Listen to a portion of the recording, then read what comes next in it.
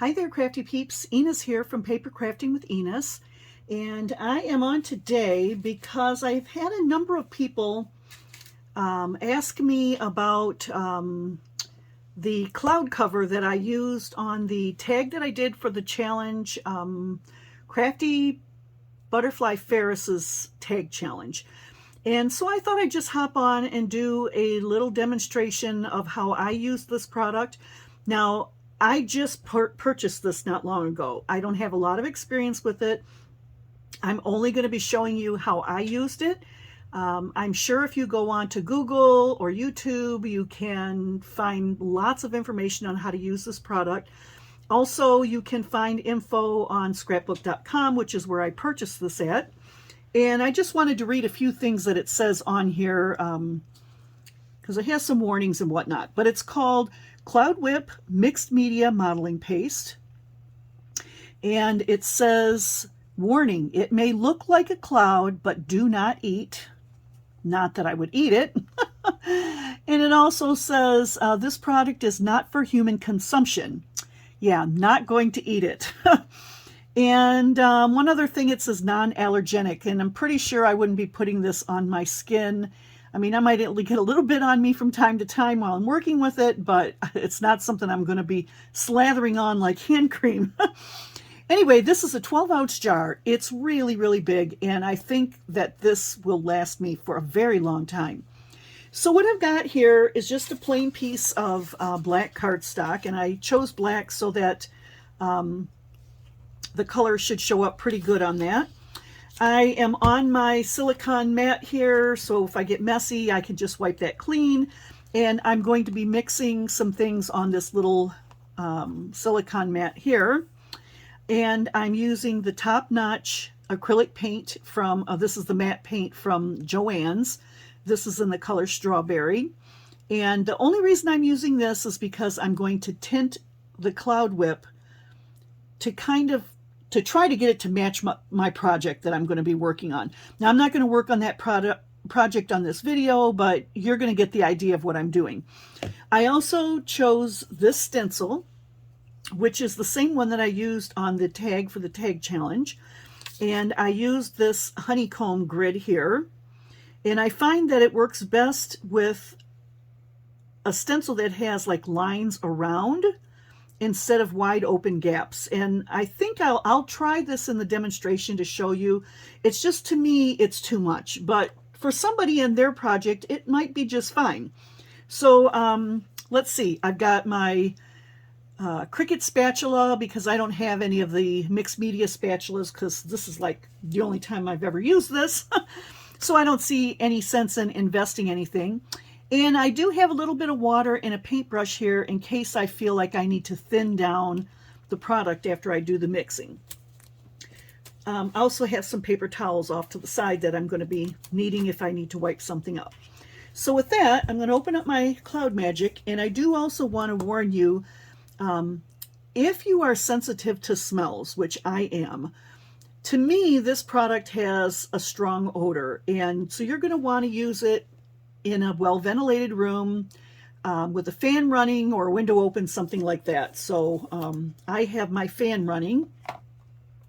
Don't want to open the windows because it's 95 degrees outside right now, and I don't want to be overheated.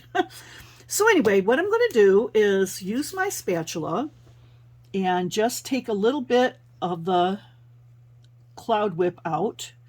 And it looks kind of dry, but I guess that's part of how it works. I don't know. And it kind of has the consistency of that, I don't know what they call it, but I know I've bought it for my kids and my grandson before at Joann's. It's like I think it's called Modeling Magic. It's soft and squishy like Play-Doh or clay, but then it dries and it's sort of, I don't know, when you make something out of it, it's sort of squishy still. So anyway, let me just get a little bit of this, and I am going to put that on my mat. Okay. That might be too much for what I'm going to be doing, but that's what we're going to use. I'm going to close this up because I don't want it to dry out. And then I'm going to take my strawberry paint, and I'm going to put a couple of drops into this. Now, well, actually, before I do that, let's do, I'm going to do this little bee here with it white, okay? So let me move these out of the way, get a little bit better into camera. Okay, so I'm going to use the bee stencil. Get that out of the way. And I'm going to use the back of my spatula. I'm just going to take a little bit of this, and this is full strength, no water, anything added. And I'm just going to swipe it across my stencil. You want to make sure you cover the whole stencil. And I learned that if you scrape too hard with the Modeling Magic, and I just have cheap stencils I got on Temu, that the Modeling Magic is going to go underneath your stencil. So try not to scrape too hard on it. So let's see if I did a good job or not. Okay, so I probably, actually, no, it's not too bad. I probably could have done a little bit better there, but let me give you a close-up. So there is the bee, and I'm going to kind of try to turn it to the side, and you see how it's got some dimension there? So that's the dimension it's going to add to your project. And if you want to, you can sprinkle some glitter on there, or just dot it with a little bit of paint or something to give it color if you want. So that is the Modeling Magic, or the Cloud Whip full strength. That's what I'm going to call it, full strength. And now I'm going to take my red paint, and actually let me scrape off this stencil first, because you can reuse what's on the stencil. So I'm just going to take that off. See, that much there was on the stencil that I can reuse. I'm going to put a couple of dots of this red paint in here, and I'm just going to do a little bit, because the more paint you put in, the darker red it's going to be. And I kind of want to go for a pink color. So anyway, now I'm just going to use my spatula, and I'm going to try to mix the paint in with the Cloud Whip. And you can already see it changing color there. Now this is not really the pink that I'm looking for. So for my real project, I would probably have to add some additional colors in with it to get the color that I'm looking for, but I'm just going to mix this up really well. Just squishing it around. Okay. To make sure all the white and the paint are mixed in together. Okay, that looks pretty good. And now I'm going to take my little honeycomb. All right, so I'm going to get some of that on my spatula. Oh, I can't get that paint on there because that'll leave a streak. Okay, that's better. All right. And I'm going to try not, oops, I don't want to use that one just yet. I'm going to use this one first. I'm going to try not to have too heavy of a hand. And just kind of scrape that on there and lift it off. And not too bad. And you see I kind of got like a light strawberry color there. And once again, we've got some dimension on the paper. Let me see if I can turn this sideways so you can see it. Yeah, you can see how that's sitting on there. So it kind of gives it's giving that multimedia look. Now, the color that I'm really wanting is more of a not quite so pastel. So let me see if I can try something else. I've got here, this one's lilac. And this is a new bottle, so let me just get this open real quick. Ouch. Okay. Shake it up a little bit. And I am going to add this in. And we'll see if I can get something just a little more muted. I'll start with just one drop to start with. And now I'm going to start mixing that together.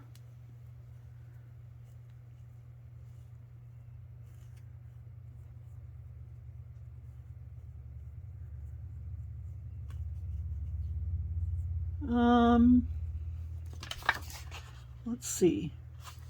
Might have to try another drop.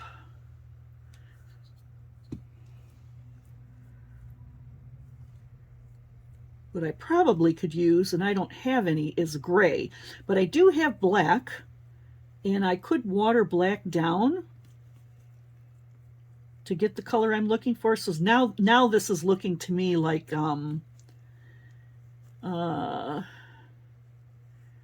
light purple, but that's okay. This is just a demonstration anyway. So once again, I'm going to take that little beehive, or not beehive, but what do you call this? The honeycomb. And I'm going to scrape this across, trying not to be too heavy-handed.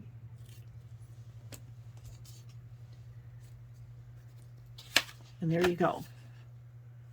Okay. I don't know if you can tell the color difference. This is more of a brighter pink, and this one's more of a lavender, not lavender, but a lilac color, I guess. A little bit lighter. So I'm going to do one more thing. And so like I said, I like to use the stencil that it goes around the pieces instead of something like this, where it's just going to put a big giant blob of the cloud whip on your project. I just think that's way too much. So I think this time I'm going to try, I think I will try, well, I'll go with this one here. All right. And this will be the last one. So I'm just trying to give you an idea how I use the product. Mixing the color, the paints in with the cloud whip, and then pasting it onto the stencil on the project. And hopefully I'm not being too heavy-handed. That's my biggest problem. Okay, take this off. And actually that looks pretty good. So that wouldn't be bad on a project. But it might be too much depending on what kind of project you're putting it on.